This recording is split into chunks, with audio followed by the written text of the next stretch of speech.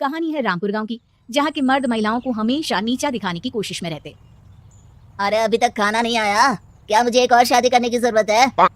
नहीं जी नहीं, ऐसा मत करना, वरना मैं कहाँ जाऊंगी। खाना लेकर मैं अभी आई जी। गांव की पंचायत में भी फैसले हमेशा औरतों के खिलाफ ही रहते। मैं जो फैसला सुनाता हूँ वो भगवान की आज्ञा होती है। इस लड़के ने अपने मन से शादी करके अच्छा नहीं किया। लड़के को घर भेज दो और इसकी शादी इसकी जाति की किसी लड़के से करवा दो, लेकिन ये लड़के इसे तो गांव के बाहर निकाल दो। नहीं नहीं जमींदार साहब, ये क्या बोल रहे हैं? ऐसा नहीं हो सकता। मेरी बेटी मासूम है, इसे अच्छे बुरे की समझ नहीं है। अरे कहाँ जाएगी ये बेचारी? कहाँ जाएगी? इतनी चिंता है तो पूरे परिवार का गांव निकाला कर देते हैं। बेचारे पूरे बसे बसाए परिवार को गांव छोड़ना पड़ता है।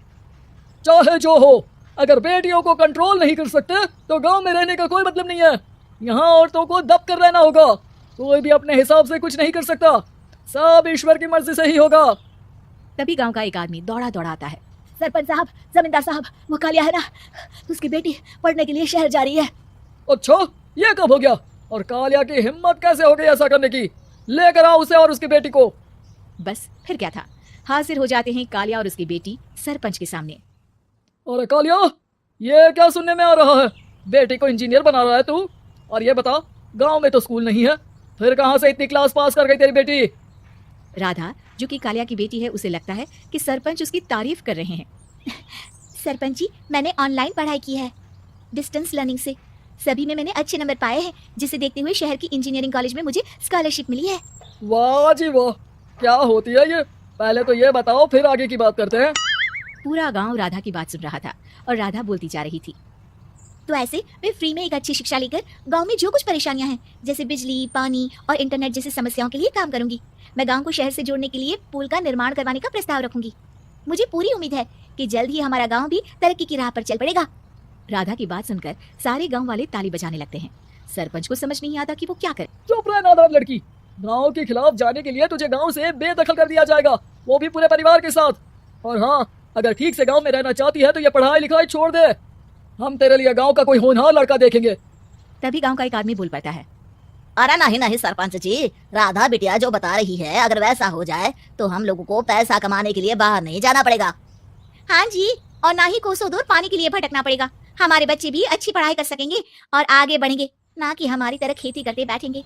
क्यों गांव वालों, राधा बिटिया का साथ देना चाहिए ना। सरपंच देखता है कि गांव राधा के साथ है तो वो चुप हो जाता है। वो घर आकर अपने सलाहकार से बात करता है, जो बहुत ही चालाक किस्म का इंसान होता है। अरे सरपंच साहब, आपको बहुत ही होशियारी से काम लेना पड़ेगा। एक बार गांव तरक्की कर गया, यहाँ के बालक पढ़ लिए तो कोई ना पूछेगा आपको। और फिर ये जो बेटा और बेटी है ना आपके, इनको भी आम लोगों की तरह ही जीवन जीना होगा। हाँ, लेकिन करे तो क्या करे? वो ना आप मुझ पर छोड़ दीजिए, बस मैं जैसा बोलूं करते जाइए। अगले रोज सुबह जब गांव वाले सोकर उठते हैं तो राधा के घर के बाहर और साथ ही वो लोग जिन्होंने राधा का सपोर्ट किया था, उनके घर के आगे लाल रंग से कल आऊंगी लिखा होता है। कल आऊंगी, ये क्या होता है? अरे यह तो खून से लिखा है, लगता है कोई भूत प्रेत या चुड़ैल का साया है। चलो सरपंच जी के पास चलते हैं।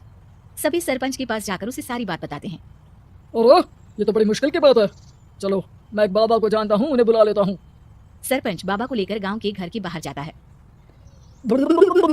ओहो, तो ये वो चुड़ैल है जो उन लोगों को निशाना बनाते हैं जो गांव को बदलने का सपना देखते हैं। वो गांव को ऐसे ही संपन्न देखना चाहती है, वो नहीं चाहती कि कोई बाहर यहाँ का कायाकल्प करे। क्या तुम लोगों में से किसी ने गांव को बदलने की सोच रखी है? तभी राधा की माँ रोते रोते आती है। मेरी राधा घर से गायब हो गई है, अरे कोई तो बचाओ, मेरी बच्ची कहाँ गई? ले गई वो चुड़ैल, तेरी बच्ची को ले गई। अब वो उसे श्रापित करके छोड़ेगी, उस पर चुड़ैल का साया हो जाएगा। तभी बुरी सी हालत में राधा भी वहां आ जाती है।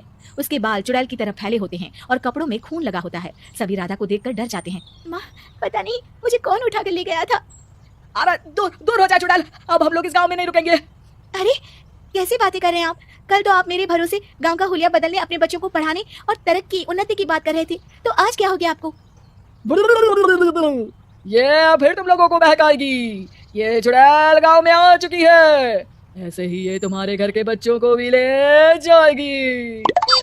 गांव वाले राधा को गांव से बाहर निकाल देते हैं। उसके माँ बाप रोते रहते हैं, लेकिन गांव वाले नहीं मानते। मैं भी अपनी बहन के साथ गांव के बाहर रहूंगा, लेकिन वो पढ़ाई नहीं छोड़ेगी। वहीं सरपंच के घर पर सलाहकार कहता है, देखा, सांप भी मर गया और लाठी भी नहीं टूटी। लेकिन अगले ही दिन सरपंच के घर के बाहर भी वही शब्द लिखे होते हैं। और फिर सरपंच की बीवी कहती है, हमारी बेटी को किसी ने अगवा कर लिया है। तभी राधा का भाई वहां आ जाता है। अरे गांव वालों, मैंने सरपंच जी की बेटी को देखा था, वो चुड़ैल उसे उठाकर ले जा रही थी। अरे क्या मजाक कर रहे हो? नहीं नहीं सरपंच जी, आप नहीं जानते, वो चुड़ैल अब आपकी बेटी में आ जाएगी, जैसे राधा के अंदर आ गई थी। तभी सरपंच की बेटी वैसी ही हालत में वहां आती है जैसे राधा आई थी। पापा पता नहीं कैसे मैं गायब हो गई थी। चुड़ैल, इसके अंदर भी चुड़ैल का साया है, मारो इसे। अरे नहीं नहीं, इसे भी राधा के पास गांव के बाहर ही भेज दो। अरे चुप रहो, मेरी बेटी कहीं नहीं जाएगी और चुड़ैल वुड़ैल कुछ नहीं होता है। अरे कैसे बात कर रहे हो सरपंच जी?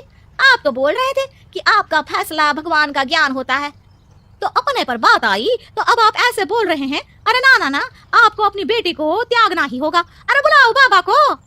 राधा का भाई बाबा को ले आता है, जिसे अब गांव वालों के डर के कारण सच बोलना पड़ता है। मैं कोई बाबा नहीं हूँ, मैं तो मोची था। ये सलाहकार महोदय ने मुझे कहा था एक्टिंग करने को। वो मुझे पैसे देने वाले हैं। मुझे माफ कर दो। गलती हो गई, मुझे माफ कर दो। तभी वहां राधा आ जाती है। देखा सरपंच जी, जब गांव के बच्चे साक्षर होंगे तो आप जैसे लोगों की चालाकी नहीं चलेगी।